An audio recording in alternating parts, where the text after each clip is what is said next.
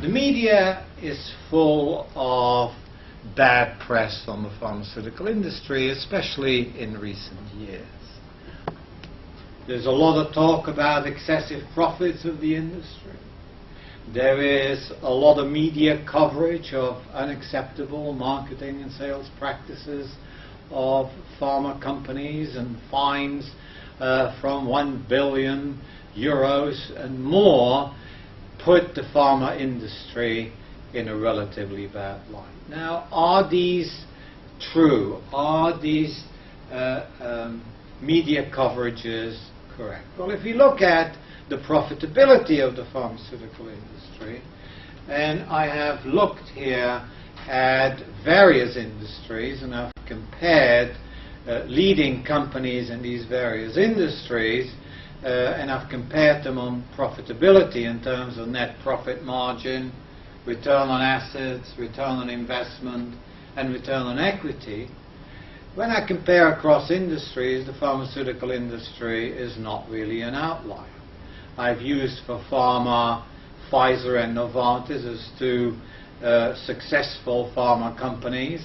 I've looked at food producers like Coca-Cola and Nestle. I've looked at consumer electronics, Apple and Samsung, personal care, P&G and Reckitt Benckiser, and a couple of industrial companies like Harley-Davidson and General Electric. Of course, the pharma industry and pharma companies have good margins, but it is interesting to see that Pfizer and Novartis' margins are less than Coke and Apple. If you look at return on assets, actually the pharmaceutical industry's return on assets is in the lowest quartile if I compare across industries. Why? Because indeed the pharmaceutical industry has very high assets. So you need relatively significant profits to have a reasonable return on the investments that the industry does. If you look at return on investment, again, the pharmaceutical companies are no outliers. And if we look at return on equity, again, the pharmaceutical industry is definitely within the normal range across various industries. So in terms of excessive profits, we believe that it's exaggerated when companies talk about a greedy industry with excessive profits.